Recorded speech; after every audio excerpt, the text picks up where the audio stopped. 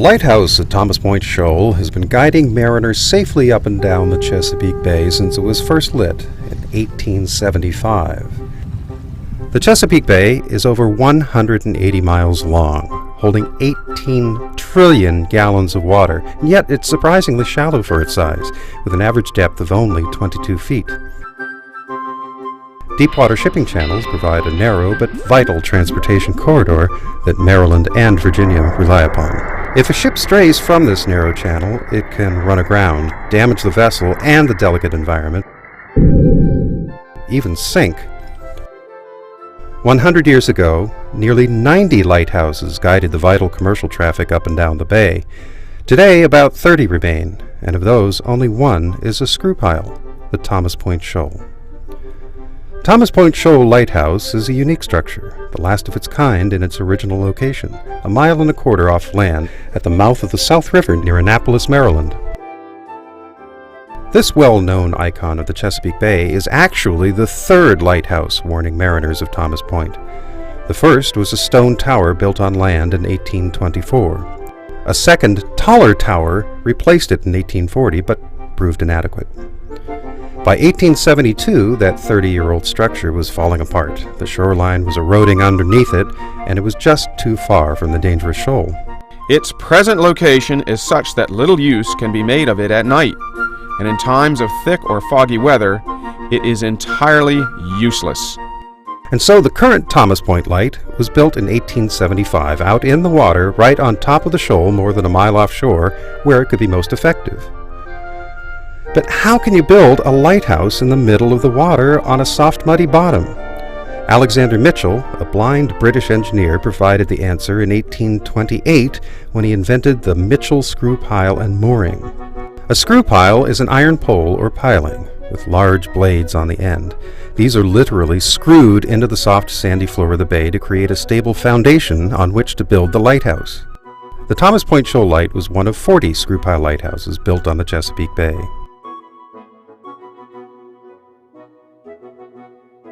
The building that sits on the screw pile foundation is a six-sided Victorian cottage with 2 floors and a lantern room on top. A deck wraps all the way around the structure and includes an overhanging outhouse, or privy. The main deck has 4 rooms consisting of 2 bedrooms, a kitchen, and a sitting room. Between 2 and 4 men would live and work in less than 800 square feet of space. A spiral staircase leads up to the second deck. 6 dormers provide light into the 2 rooms, which historically were used for storage and extra sleeping quarters. Today, much of the Coast Guard's equipment resides here, including the fog detector and horn. Before electricity, the keepers had to wind the original fog bell striker by hand, much like a clock.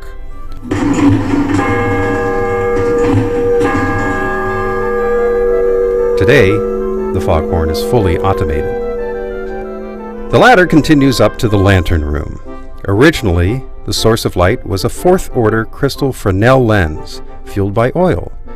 Today, the lantern is an acrylic solar-powered lens that projects a beam of light that can be seen up to 16 miles away.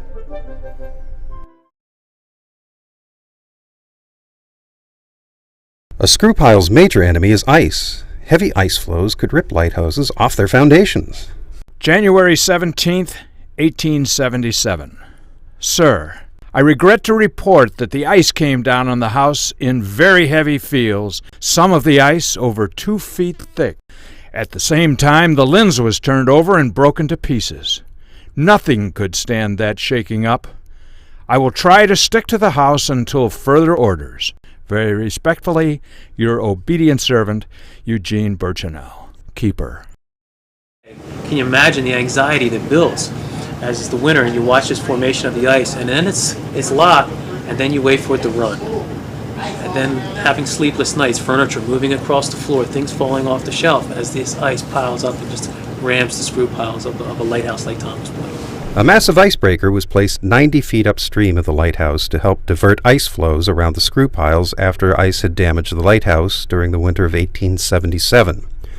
Rock piles called riprap were also added to protect the lighthouse foundation, but they didn't always work. This fatal flaw would spell the demise for screw pile construction on the Chesapeake Bay. Like the captain of a ship, the keeper had complete responsibility for the operation of the light station. It was his job to care for the lighthouse and the welfare of the assistant keepers, keep the light working every night, all night long, all year through, and to keep the bell working in every single fog. He also had to keep logs and keep watch for passing ships. Much of what we know about the daily lives and responsibilities of the keepers is from their own letters. It's been very interesting reading some of the correspondence from the keepers of Thomas Point Lighthouse to the district headquarters. Everything from talking about damage from ice, asking for replacements for their boats, asking for transfers. Suppose you weren't compatible with the person that you were serving with. Some of the biggest things that we got pleasure out of in an offshore light might have been the food, but suppose it was your comrade's turn to cook and he just was a lousy cook. Isolation, stress, close quarters, and boredom all contributed to the hardships of life on a screw pile. Few keepers on Thomas Point Light lasted on their station more than a few years. February 26th, 1905. Sir, I'm sorry to have to report that the assistant keeper, Mr. Peter S. Earl, is losing his mind and I cannot trust him with the light. He has worried me with his actions and talk very much. Very respectfully, J.B. Suit, Keeper. One of the requirements of being a lighthouse keeper was the ability to use a boat. Lighthouse keepers had to be literate so they could keep the records. They had to be in physical shape to do the maintenance and repairs around the station. November 30th, 1908. Sir, on account of the high southerly wind and high seas and strong current, the boat became unmanageable and swept upon the stone, which put a hole in the bottom. Water began pouring in, and I was compelled to head her for the icebreaker and jump to save myself. Yours respectfully, Devaney F. Janet, Assistant Keeper.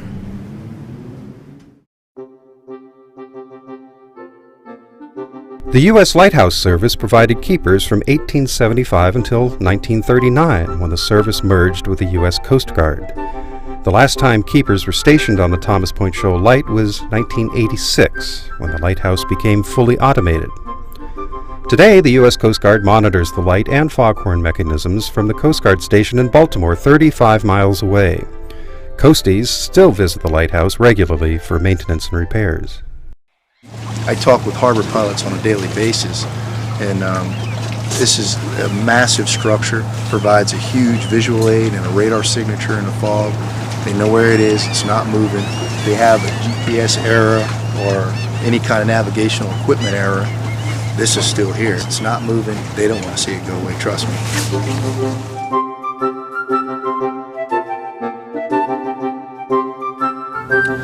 Thomas Point Shoal Lighthouse is the last remaining screw pile lighthouse in the Chesapeake Bay, and for that matter, throughout the country. On May 1st, 2004, the federal government transferred ownership of the Thomas Point Shoal Lighthouse to a partnership between the United States Lighthouse Society and its Chesapeake chapter, the Annapolis Maritime Museum, the City of Annapolis, and Anne Arundel County.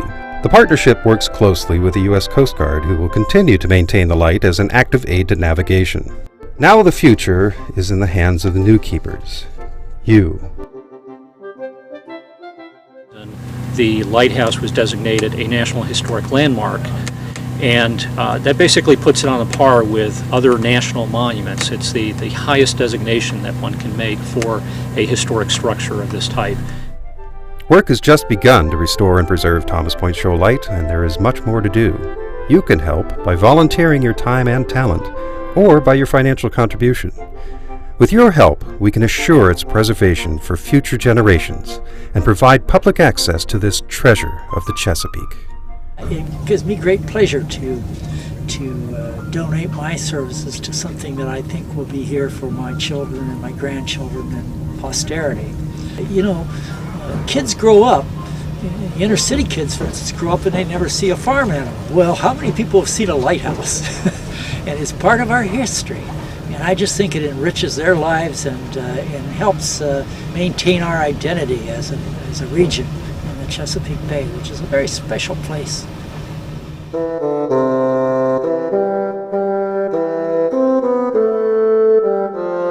Thomas Point Shoal Lighthouse is an official Chesapeake Bay Gateways Network site, and while it's the last of its kind in its original location, other screw-pow lighthouses have been relocated to land-based museums, also within the network. You can visit the Hooper Strait Light at the Chesapeake Bay Maritime Museum in St. Michael's, the Drum Point Light at the Calvert Marine Museum in Solomons, and the 7-Foot Knoll Light in Baltimore.